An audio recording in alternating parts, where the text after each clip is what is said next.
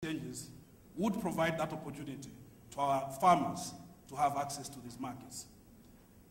I would also want to mention that this subject matter is very important at this point in time, particularly when we look at our experiences within the last 3 years, when we've had the global financial and economic crisis, when, beginning 2007, we had rising commodity prices, but also in recent times when commodity prices have been fluctuating. With the global financial and economic crisis, we obviously had a decline in trade volumes, but I also expected would be decline in levels of aid to the continent. And what I would like to submit is that the continent cannot continue to rely on aid. Trade provides an opportunity for the continent to realize the resources required to develop the continent, and hence the importance of discussing commodity exchanges today. Let me also say that the price volatility that we have experienced has had a negative impact on our production levels. Because of these price volatilities, it becomes difficult for our farmers to plan. When prices are rising, farmers would probably tend to overproduce. When prices are falling, farmers may tend to underproduce. And this may create imbalances within the market.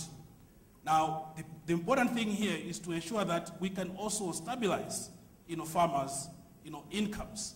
And with stabilization of the farmers' incomes, this would also, in a way, go a long way in addressing our socio-economic development challenges, including reducing poverty and attaining the Millennium Development Goals.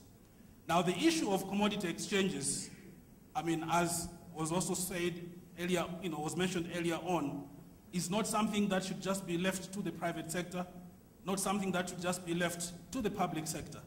I think this is an important area for public-private partnership. And I think the case that has been given here, the case of Ethiopia, is something that actually ought to be emulated.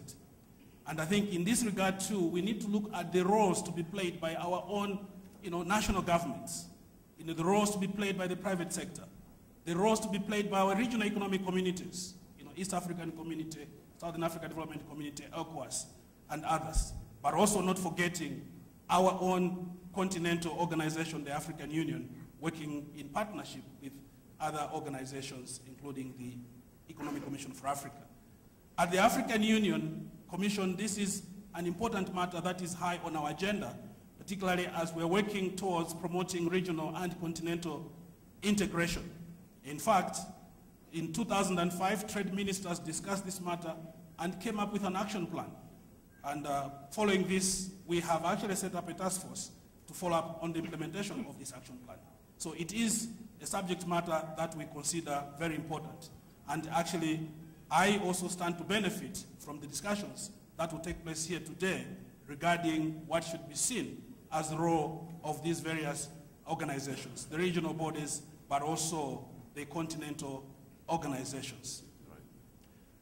I think this is all I have to say at the outset, but we'll be ready to take some questions. All right, thank you very much. Ambassador Mchuma. Thank you, Mr. Moderator. First, let me say that I represent the Common Fund for Commodities. It's not an African organization, but it has the largest membership from Africa. This is an organization which was established under the auspices of the UN in order to assist commodity producers to earn more, better foreign exchange earnings than was the case before, especially addressing the issue of increasing productivity and also trying to capture the crisis or the problem of price volatility.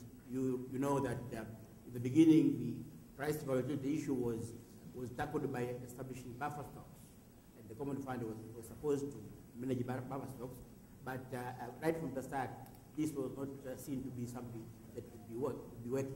And so we concentrated mainly in trying to increase the productivity of farmers and trying to assist them in marketing of their produce so that they earn as much as possible from the world market. Now, the issue of commodity exchange, of course, is one of the issues that we in the Common Fund have also been addressing, especially because we think it is an issue which will empower farmers, as the introducers of the topic have already indicated. It will enable producers to know the prices and take advantage of that. It will provide market information. And this is important because then it will encourage them to produce more and therefore earn more from the world market. Now, this issue, of course, commodity sector by itself is not the answer to all the problems affecting commodities, because the commodity problematic is wider than just the issue of commodity exchange. You have the issues of supply side constraints in production. You have the question of lack of financial institutions or credit to the farmers. All these affect the productivity of the farmers, and that is why Africa still has an increasing input bill for food, because the food security in Africa is not at its best. And also, Africa is still depending largely on commodities. So if there is any price instability in commodities, the economies of Africa are greatly affected. So for us, it's important to look at the whole problematic, but in particular, the question of commodity exchange is important because, as we say, it will encourage farmers to produce more.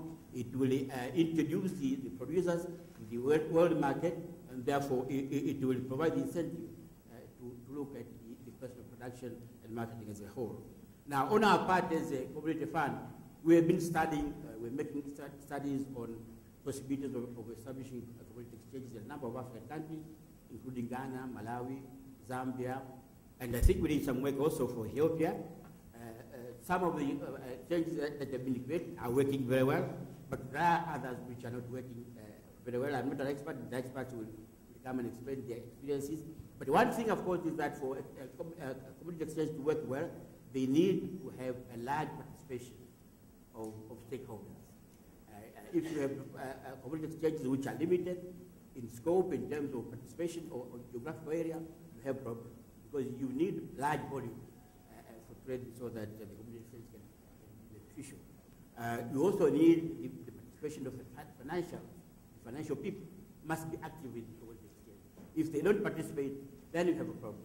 Of course, this is a matter which also involves the government creating the necessary legal framework to enable commodity exchanges to work, to create the laws that will enable enforcement of contracts in the commodity exchange to work, to create trust, because unless there's trust among the participants, then commodity exchange will not produce the things that we expect them to do.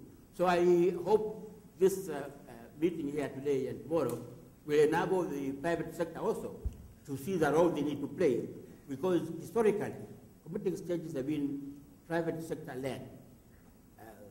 But in Africa, it's important for the governments to take a role in establishing them and also to facilitate their work.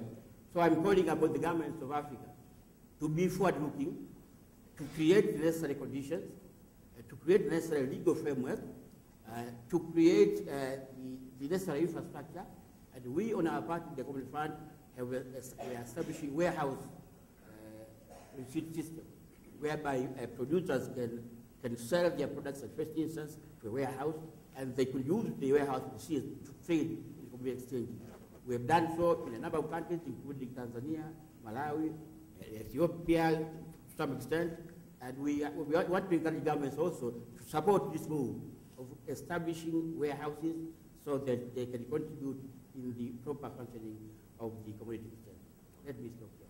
All right, thank you very much, Ambassador Mchuma. And I want to go straight to one of the very key issues, and you alluded to it in your comments about the role of governments, of national governments. And you said, yes, they should be private sector led, but there's a reason why many people believe it's really the responsibility of the private sector, and that is because of the kind of inertia they see in governments. I mean, Dr. Nkwezaluma, you were talking about 2005, and there was an action plan and a task force to make sure this kind of thing was implemented. But I'll take you back a bit further. Almost 20 years ago, the African Union was talking about commodities